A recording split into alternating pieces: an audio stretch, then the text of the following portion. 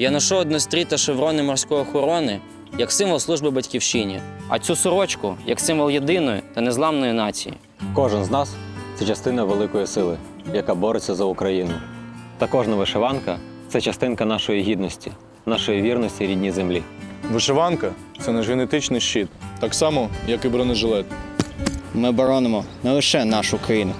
Ми захищаємо нашу культуру, наші традиції, нашу ідентичність. Вишиванка – це код нашої нації, код нашої перемоги. Сьогодні я одягаю вишиванку, проте щодня, щомиті вона в моїй душі і в моєму серці.